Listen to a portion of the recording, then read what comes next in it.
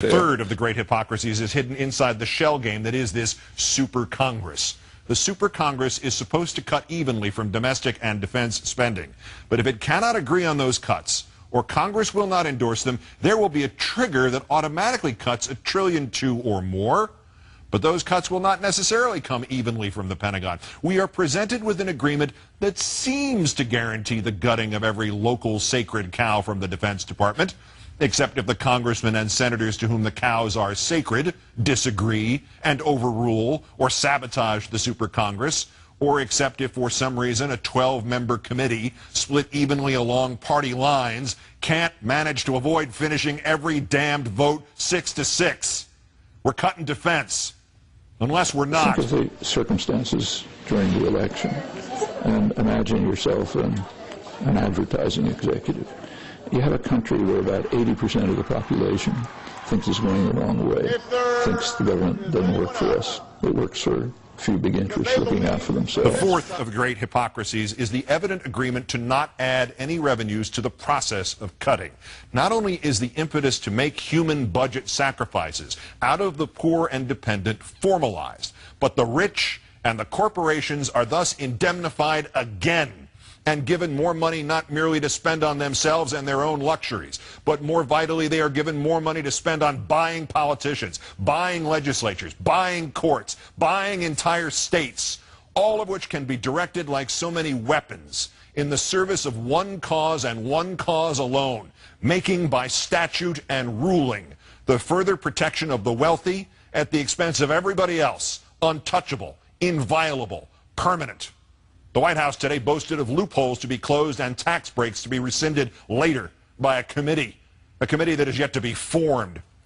There are no new taxes except the stealth ones enacted on 99 out of 100 Americans by this evil transaction. Every dollar cut from the safety net is another dollar added to the citizens' cost for education, for security, for health, for life itself. Congress there's a competition going on in Congress between the Democrats and the Republicans to see who can be more brutal in denying health care to undocumented aliens. And there's a legal argument behind that, too. They're not persons under the law. The courts have shaped American law so that if you're an undocumented alien, you're not a person. You don't have personal rights. So on the one hand, corporate entities have rights of persons and have to be allowed to buy elections directly. On the other hand, undocumented aliens on whose backs a lot of the economy rides, they're not persons, and therefore we, the Democrats and the Republicans, have to show that we're more savage than the opposition in denying them health care. Where is the outrage over these great hypocrisies? Do you expect it to come from a corrupt and corrupted media for whom access is of greater importance than criticizing the failure of a political party or defending those who don't buy newspapers or can't leap website paywalls or could not afford cable TV? Do you expect it to come from a cynical and manipulative political structure? Do you expect it from those elected officials who no longer know anything of government or governance, but only perceive how to get elected or how to pose in front of a camera and pretend to be leaders?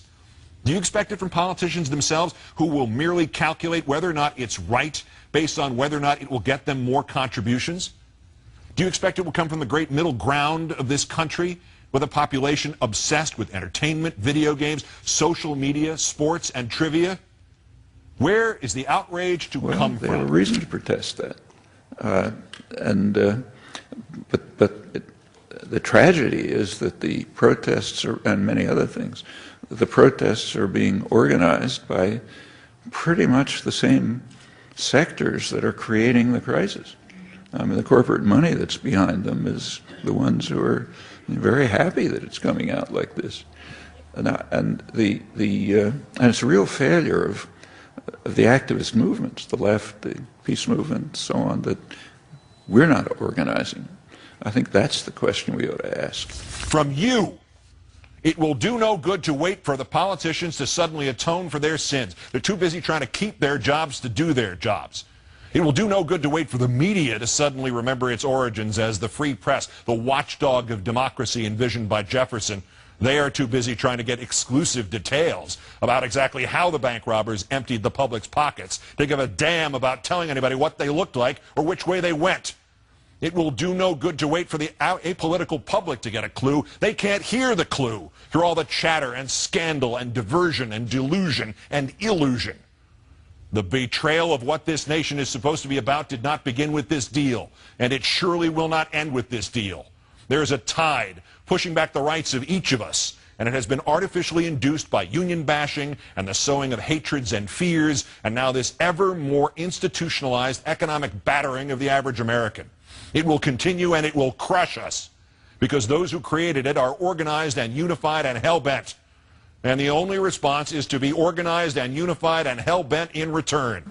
Is late Weimar Germany. There were people with real grievances. The Nazis gave them an answer. It's the fault of the Jews and the Bolsheviks, and we've got to protect ourselves from them. And that'll take care of your grievances. And we know what happened. Germany in the 1920s was, the most civilized, the peak of Western civilization, in the arts and the sciences, highly democratic, functioning democratic institutions. A decade later, it was the pits. There's a time when the operation of the machine becomes so odious, makes you so sick at heart that you can't take part. You can't even passively take part. And you've got to put your bodies upon the gears and upon the wheels, upon the levers, upon all the apparatus, and you've got to make it stop. And you've got to indicate to the people who run it, to the people who own it, that unless you're free, the machine will be prevented from working at all. We must find again the energy and the purpose of the 1960s and early 1970s, and we must protest this deal and all the goddamn deals to come in the streets. We must arise non-violently but insistently. General strikes, boycotts, protests, sit-ins, non-cooperation, takeovers.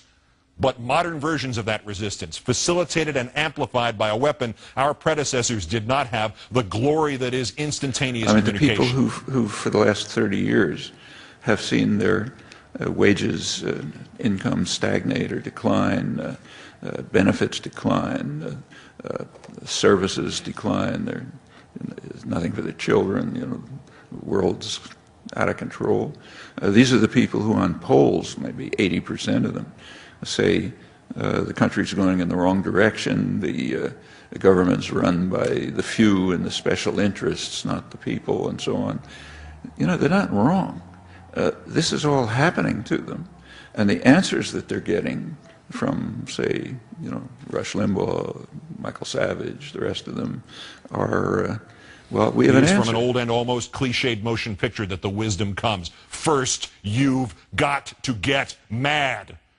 I cannot say to you, meet here or there at this hour or that one, and we'll peacefully break the back of government that now exists merely to get its functionaries reelected. But I can say that the time is coming when the window for us to restore the control of our government to ourselves will close, and we had damn well better act before then. Because this deal is more than a tipping point in which the government goes from defending the safety net to gutting it. This is wrong. And while our government has now declared that it has given up the concept of right and wrong, you and I have not and will not do so. Good night and good luck.